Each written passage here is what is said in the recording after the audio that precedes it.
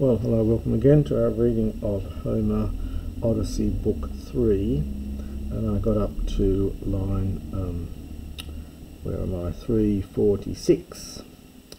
So this is now the reply from Nestor. You'll recall that they were planning to return back. Telemachos and Athena in the guise of Mentor, were planning to return back to the ship. And then suddenly Nestor interrupts them and detains them, and he says, Zeus toge Alexeia kai Athenatoi theoi aloi. So we get a optative here. The verb is alexo, which means to ward off. So this expression here is a little bit like heaven forfend, God spare us. So it's may Zeus ward off this, in fact, and also the other immortal gods. So heaven forfend that you, ki oite, that's the second person plural optative from kio, to go, that you might go from my presence, par emeo, for emu, to the swift ship. Now we get hos te tu. Now the tu here is for tinos. It's enclitic, and te is enclitic, which is why we get the accent on hos. So it is here. It's hos in the sense as if. So as if from one.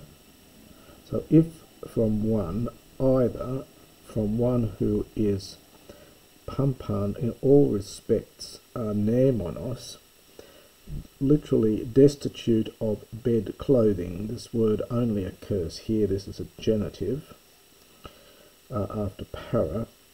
It's alpha privative plus nu plus the haim here is from that verb of clothing, putting on and so on. Here it's bed clothing. So that you might go to from my presence to the swift ship, as though from a man who is completely destitute of bed clothing, or from one who is penecru, one who is genitive again, of course, one who is poor or needy. Hoi oi kleinai, for whom there are not in any way. Kleinai, normally it's clothing, but here it's coverlets for the bed, because he's talking about having bed linen. So for whom there is no bed linen, or coverlets for the bed, or regia, or blankets, or many blankets, any oiko in the house.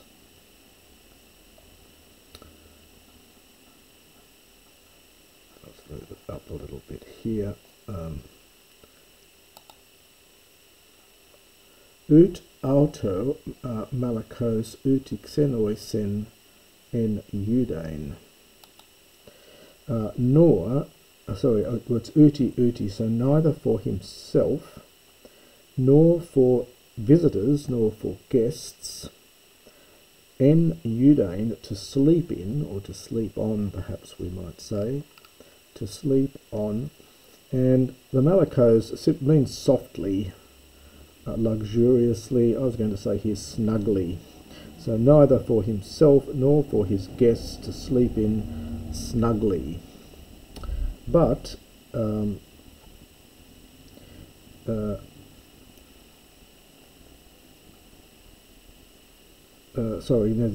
para with the accent there meant for paresti. There are present for me. Now the men probably for main, as often happens. It's not really a mendet. This is men from main, in fact. Kleinai. So there are, in fact, I do actually have coverlets and beautiful blankets. Nor then does the dear son of this man Odysseus. So in no way kata lexatai will he sleep ep ikriofin, This is again this old fin ending. Here it's probably an old dative ending. The acreon is the deck of the ship. So in no way then will this dear son of this man Odysseus, will he lie down on the deck of the ship. Now this is the Telemachos here. It's the root here is probably, it's often listed as katalego in the sense of to lie down, but it's probably better to see it as from katalecho with a chi, alechos being a bed. There are various forms of this lego root. We've seen before there's lego I say, and there's also lego I choose. Some people see this as a third use, but others I think see it as the verb here really being lech with a chi, connected with lekos, a bed, and so on. Anyway, so in no way will he lie down on the deck of the ship. Offer while ever I in fact live, and afterwards children are left in my halls. In other words, while ever I'm alive and while ever my children are left in the halls to look after, to entertain guests. Again, nice sound patterns here. Xenus, xenisdain. Whoever might come to my house, whoever might come to my halls. Whoever might come to my halls. Ton dauti prosie Pythia glaucopis Athena, and grey-eyed goddess Athena then replied to him, Eude tauta gefesta. This is the second person, it's from Phamy. So you spoke these things indeed well. So you have indeed spoken these things well. Geron phile, dear sir, we'd say, literally dear old man, but that's probably in modern English would be taken slightly pejoratively. So it's dear sir. Soi de oike, and then the next page, so I'll just keep that in mind, soi de oike, telemachon paisestai. So it's something like, it is indeed fitting for Telemachos, paisestai, this will be middle here, to obey, and taking a dative, that's the soi back on the previous page. So it is fitting that Telemachos do as you say, since in this way, hutos, understand it will be much more kalion, much more pleasant.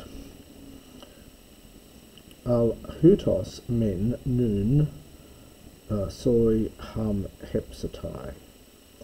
And he, so this is referring to Telemachos now, hepsatai from hepamai, he will follow along with you, Ophrah, so that he might sleep, this is from Eudo, he might sleep in your halls, but I, and we do get a men here, hutos men and ego de, so he's to do that, but I, Amy, I will go Nea Melina to the black ship, Hina, in order that I might thasuno, I might encourage, or gladden almost, my comrades, and apo, that I might speak hecasta, each thing in turn. In other words, that I might tell them all the things that have happened. Hoios ga metatois sigeritois eukamai anai. For I boast to be, sorry, I alone boast to be the geritoros, the elder metatoisin among them. So if I boast to be the eldest among all of them, and hoidaloi and the other men the other young men, they follow philoteti, well, out of friendship. Out of friendships, I think the best. They're pantes homelikiae megathu telemachoria, and all of them. Now this, this is got to understand the verb to be here. So all of them are of the same age. So all of them are of the same age as great-hearted Telemachos. Entheke leximane, and there, now there's that other form. We had kata with this verb before. We had katalexatai. This is just the leximane. It's generally listed as being under lego, but as I said, I think it's probably more likely to be from lecho with a chi, so to lie down. So, but so there I would lie down beside the hollow black ship, and then noon now. So, but I now would lie down beside the hollow black ship. Ater, but, so he's going to do that now, but a othin from at dawn, aim, for Amy, I will go, so I will go among the great-hearted Chalconians, so yeah, for at dawn I will go among the great-hearted Chalconians, and there a kreos is a debt. So a debt, and this is passive here, is being owed by me. So because I owe them a great debt. Uti neon ger ud oligon.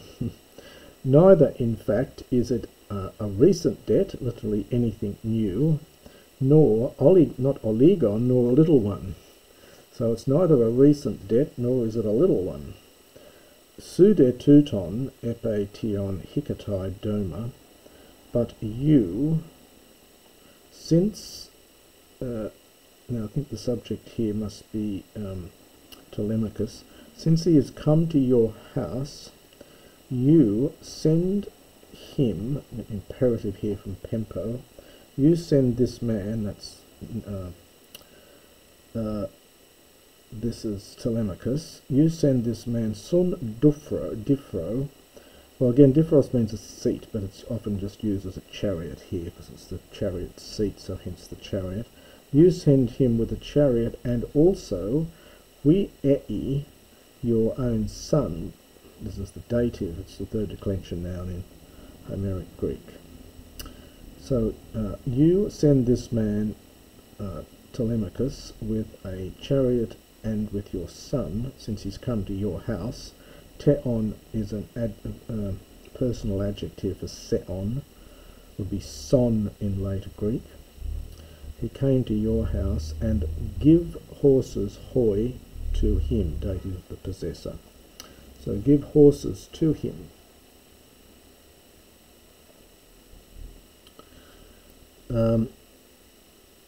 Horses who are, there's no main verb here other than the infinitive, so who are the elaphotatoi, the swiftest, from elaphros, and this is the superlative.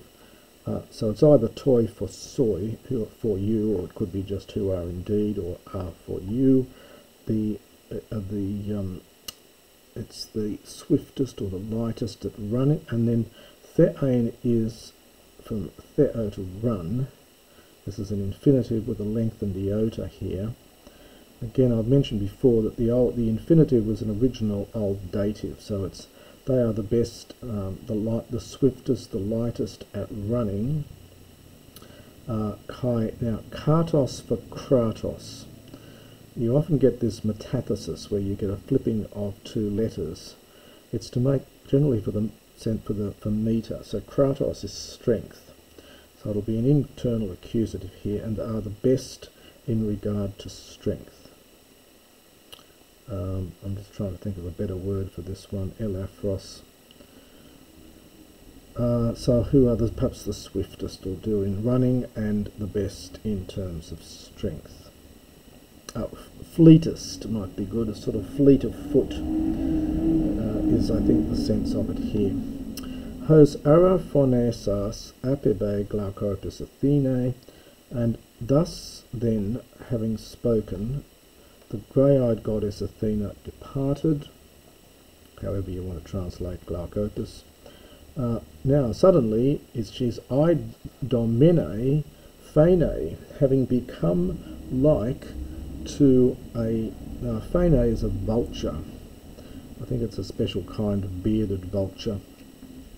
So here she actually turns herself into, it's not a simile here, this is an actual change, it's a metamorphosis here. She changes herself into one of these bearded vultures. Thambos, this is amazement.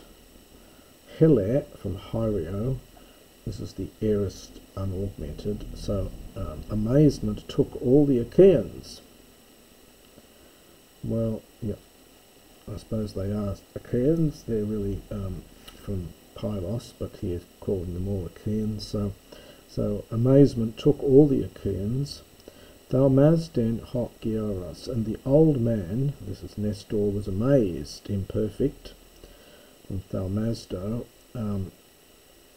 Hopos iden ophthalmoisi. Well, the hopos here is something more like when, but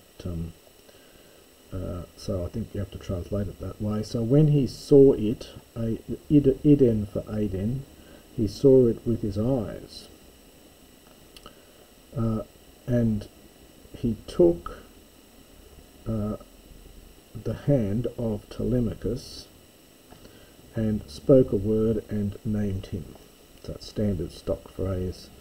So he spoke a word and he called him by name, which in fact he doesn't, because he just calls him Philos, but spoke a word and named him.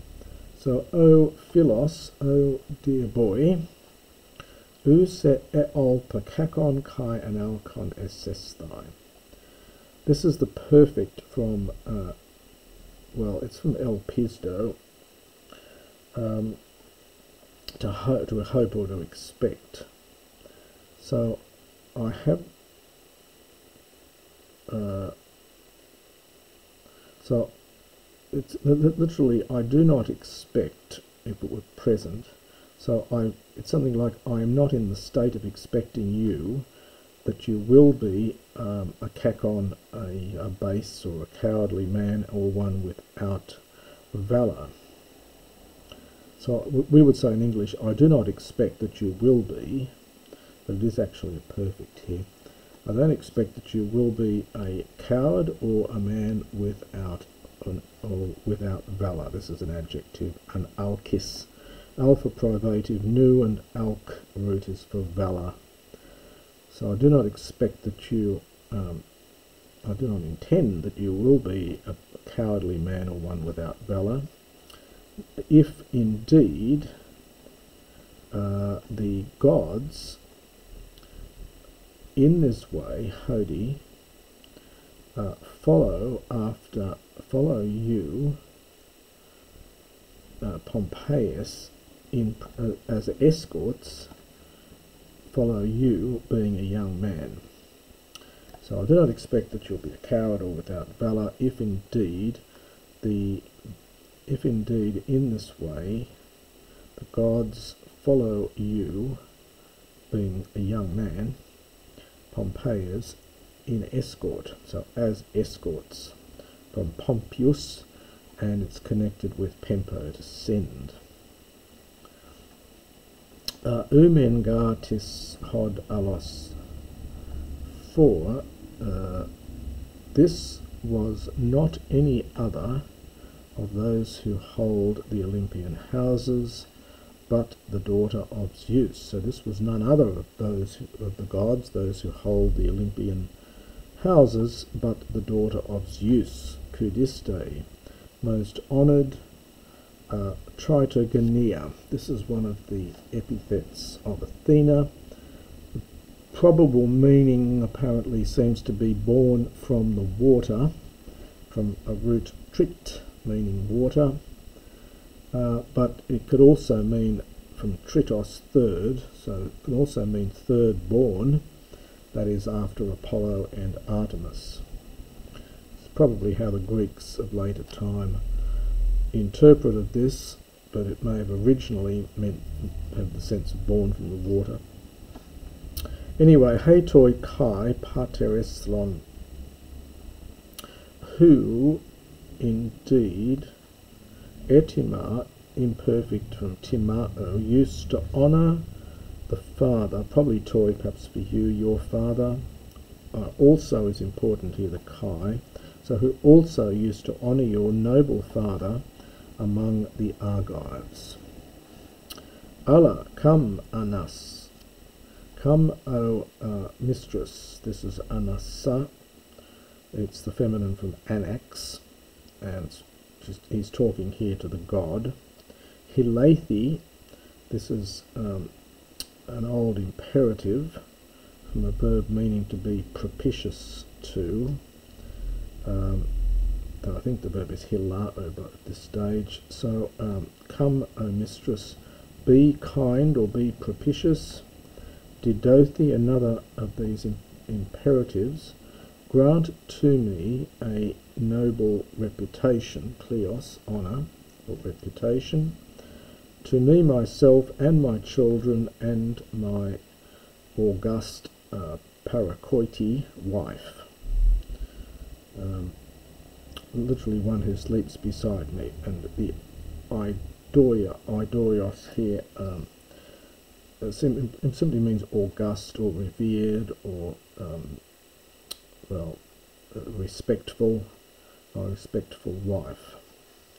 Soi dao ego rexo from resdo, and moreover I will sacrifice, literally it means to do or make, but used in the sense of sacrifice, an oxen, ainin I think means 1 year old, and urimetopon with broad brow, with a broad metope, so broad of brow, and admet on alpha privative, and the dim is probably I think from damno, so it's untamed, so which not yet has a man led under the yoke. So he says, be propitious to me, grant me a noble reputation, to myself, my children, and my august wife, and I, moreover, will sacrifice to you an ox, 1 year old, broad of brow, untamed, which not yet has any man led under the yoke. And just to finish off this little speech, so tan toiego rexo, and it I is emphatic, I will rexo, I will sacrifice, probably toi for soy, to you, pericuas, having poured gold around its horns. Again, you'll need to look at the commentaries on this practice here. It's a strange thing. They used to apparently put golden things, gold, perhaps just gold or some kind of gold ornament around their horns as part of the offering. And that's the next section of Book 3.